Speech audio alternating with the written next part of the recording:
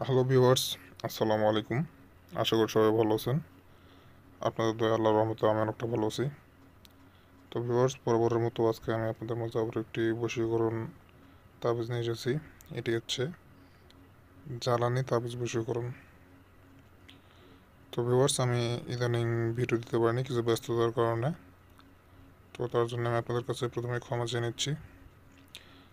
আর ইনশাল্লাহ এখন থেকে আপনারা আমার চ্যানেলে রেগুলার ভিডিও পেয়ে যাবেন।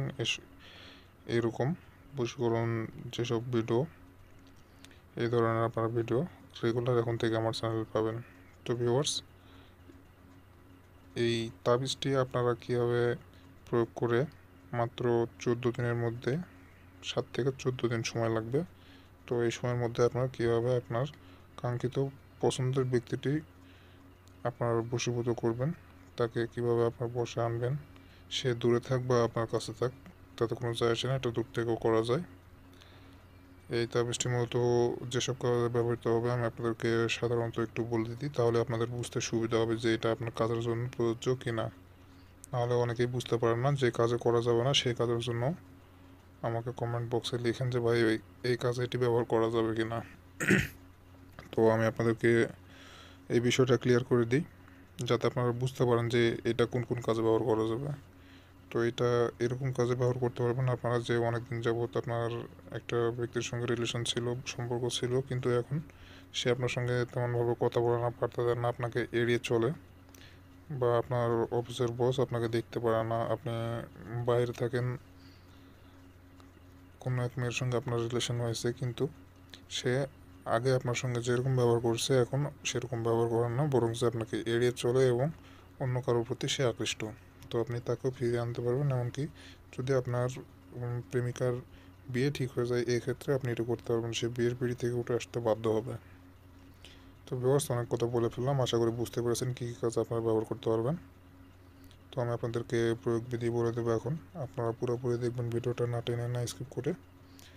আপনারা টেনে টেনে দেখলে ভিডিওটা আর কিছুই বুঝতে পারবেন না, কীভাবে কাজ করতে হবে কিছুই বুঝতে পারবেন না। তো আশা করি আপনারা মনোযোগ সহকারে দেখবেন, তাহলে আপনাদের কোনো জায়গায় বুঝতে অসুবিধা হবে না। তো দেখতে পাচ্ছেন, এই তাবিজটি আপনারা একটি সাদা ফ্রেশ কাপড়ে লিখবেন। বাজার থেকে সাদা কাপড় কিনে নেবেন, প্রয়োজনে একটু কিনে নিয়ে কাপড়ের উপরে এটি লিখবেন। আর এই যে নিচে লেখা আছে উভয়ের নাম লিখবেন। এখানে প্রথমে আপনার নাম লিখবেন, লিখে প্লাস চিহ্ন দিবেন, দিয়ে আপনার কাঙ্ক্ষিত ব্যক্তিটির নাম লিখবেন। লেখার পরে আপনারা এটি আপনাকে লিখতে হবে 7টি কাপড়ে, ঠিক আছে? 7টি কাপড়ে লিখে 7টি কাপড়কে 7টা পলিতে বানাতে হবে। পলিতে বানিয়ে তিলের তেল দিয়ে আপনাকে প্রদীপে জ্বালাতে হবে। আর এটির আরেকটা কাজ আছে, সেটাও বলে দিচ্ছি আমি। তো প্রথম বিষয়টা আপনাদের ক্লিয়ার করে দিই আগে। তো যখন আপনারা এটা পলিতা বানাবেন, তখন আপনাদেরকে একটা জিনিস সংগ্রহ করতে হবে, সেটা হলো ওই কাঙ্ক্ষিত ব্যক্তির ব্যবহারকৃত কাপড় এবং চুল।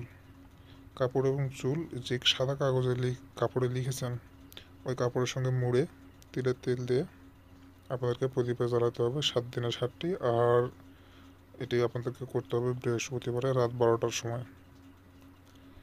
আপনারা মনে বিশ্বাস স্থাপন করে একদম এক ধ্যানে কাজটি করবেন, ইনশাল্লাহ আপনারা 14 দিনের মধ্যে কাজের ফলাফল পেয়ে যাবেন। মেয়ের যদি বিয়েও ঠিক হয়ে যায়, ফ্যামিলি যদি রাজি না থাকে, তাতেও সে যে কোনো মূল্যে তাকে তার ফ্যামিলিকে বাধ্য করিয়ে আপনার কাছে ছুটে আসতে বাধ্য হবে। তো ভিউয়ার্স, এই ছিল আজকের ভিডিও। যদি কোথাও বুঝতে অসুবিধা হয় আমাকে কমেন্ট বক্সে জানাবেন। সবাই ভালো থাকবেন। আসসালামু আলাইকুম।